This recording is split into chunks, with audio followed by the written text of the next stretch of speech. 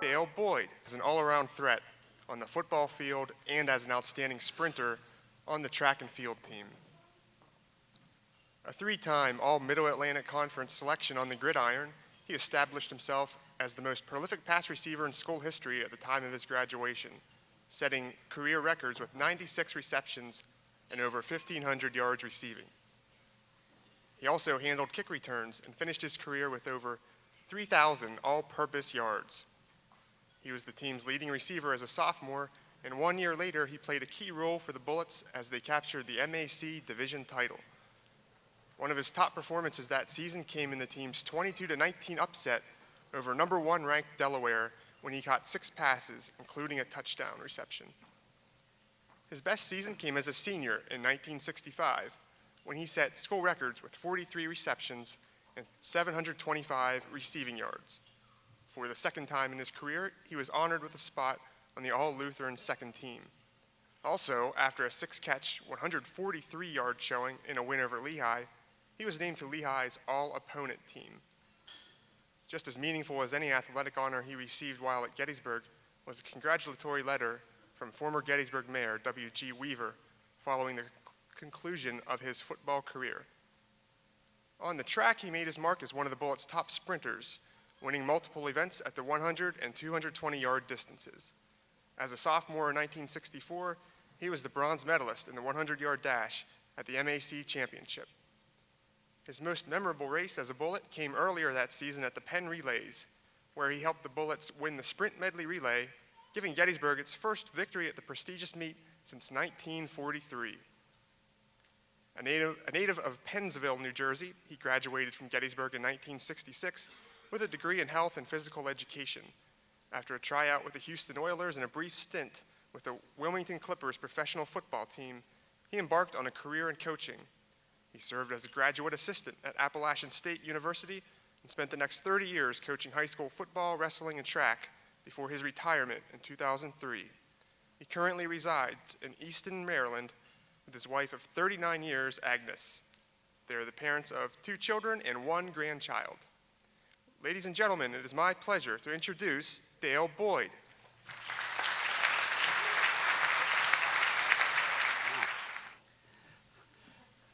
This is an exciting moment for me, as you well imagine. It's both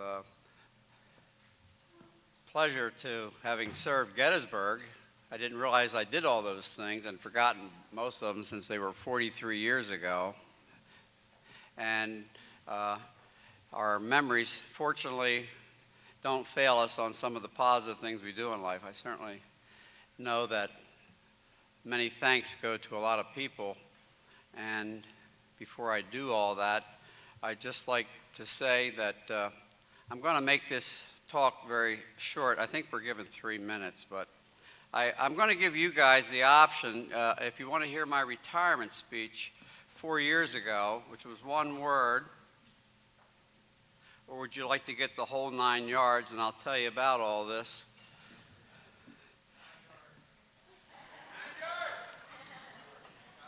Retirement? Okay, here it is, my 1-word retirement speech. Are you ready?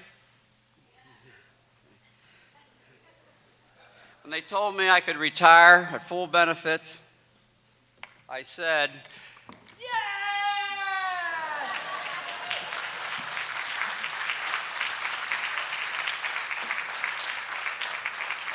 And tonight, for the first time in 40 years,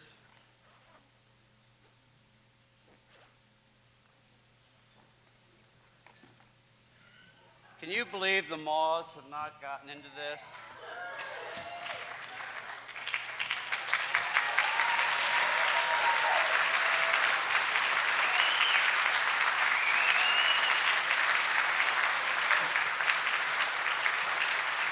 You know, really one of the disappointments I had all along was I never went for the photographer when they did the Orange and Blue Club or whatever, the Letterman's Club back when we had it either in 63, 64, or 65. For some reason, I was so wrapped up in my studies.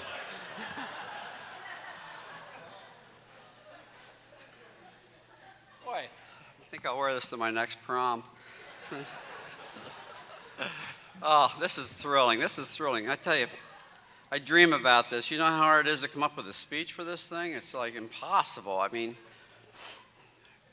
as you probably know, my wife is going through a difficult time, and she's got cancer, and she's had a brain aneurysm for 4 years, and it's been in the bulletins and in the alumni news, and she, more than anybody else, probably should be standing here with me because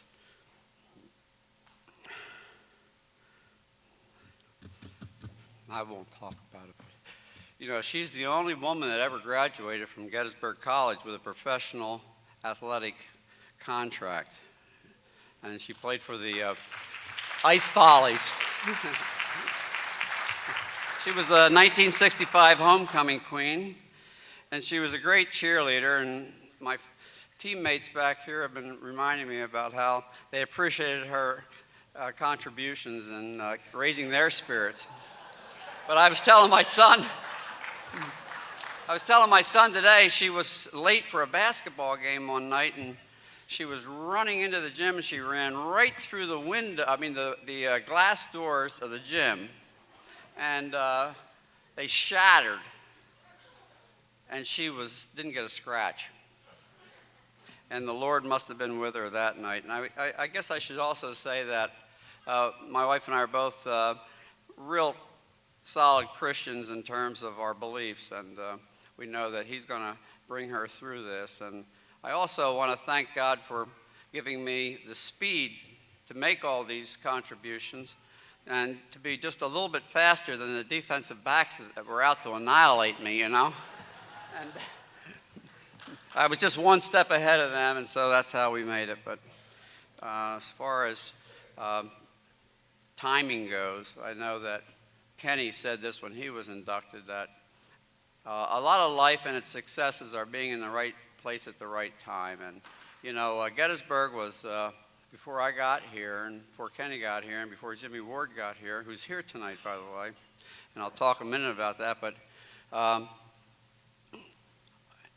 Gettysburg was 3 yards in a cloud of dust. It was, they were disciples of Ohio State, and Gene Haas and Gene Hummel and Howie Shoemaker, they were proponents of getting through the game with the minimum amount of yardage and hoping to win with their big fullbacks and halfbacks. Well, they decided to change to a pro set when I got here, and that was the whole reason for our success, because most of the teams we played had never even seen a pro set, you know, and so they didn't even know how to handle us, you know.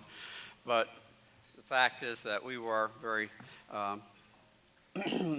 fortunate to be here at the right time as far as the history of Gettysburg goes. In terms of my most memorable event here at Gettysburg, I'll have to tell you it was not athletic. It was associated. It was actually, I had gotten injured. And so I always remember this in that I had to meet a man that was well known in history, and I was kind of frozen as to what to say to him. But I was injured, and there was nobody else in the training room. Everybody going out to practice, and Lefty and I and Romy Capozzi were there, and they were doing diathermy on my thigh, which I had injured. And all of a sudden, Lefty comes in, and he takes the curtain, and he pulls it all around the training table, and they were still working the diathermy.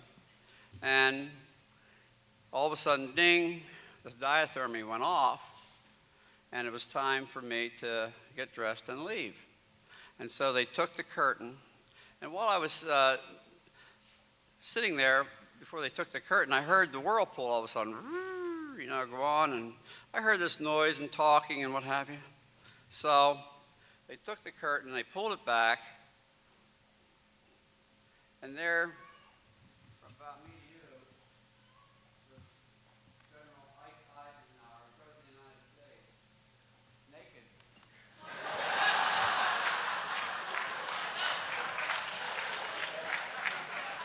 From the waist up.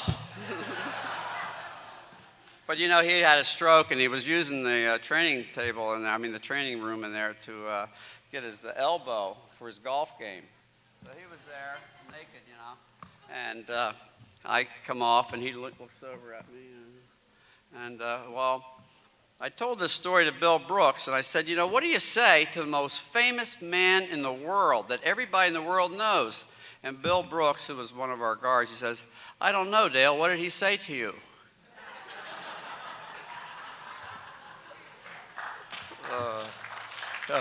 It was funny. But I was, you know, really speechless. General, Pres, you know, what do you say? Well, it didn't matter because the whirlpool was going, shoo, you know, you couldn't hear a thing anybody said anyhow. So, well, anyway, I could go on and on. How much time do I have? One other thing I always remember that was non-athletic was Kenny and I were wide receivers way out. And, of course, when I was with the Houston Oilers, I never really got involved with those big guys, you know, and stayed away with my speed to stay away. And so we would, in practice, they would send us out, and of course it was Jimmy and Tony Persagna and all the backs, and they were all the line, you know, block and blah, and I didn't have a clue. So anyhow, I always remember this place on the practice field out here, and I would get down on my stance, and since I had nothing to do, I would look down, and there was a four-leaf clover. Doggone. Well, I found this spot out there. Most of the time, I was just looking for four-leaf clovers, you know. I figured that would help me with my game. And these guys over here were giving me a hard time busting me, but I, you know, eventually after, you know, all these statistics, what I really loved to do was block downfield on those, on those little shrimp defensive backs, you know. I loved it, you know. They didn't see me coming, but these running backs that are here, they said they'd never remember me blocking downfield. And, it was so great being here at Gettysburg, and you know, I went to VMI first, and when I got out of high school, because they gave me a full scholarship, and I quit and came here, and I loved Gettysburg from the get-go, but I didn't get any money, so my dad said, "You're going to VMI," and thank heavens the Lord saw it to me to get out of there, because about I don't know how many of my buddies down there got killed in Vietnam. I had a few killed here too, and some of my fraternity brothers, and I also want to give thanks to my fraternity, which helped me through the tough times here, because I are a college graduate, you know. Latin and Western Civ and we struggled, and my wife was a biochem major, and organic chemistry did her in, and she was going to be a veterinarian, and she decided to go with the ice follies instead, you know.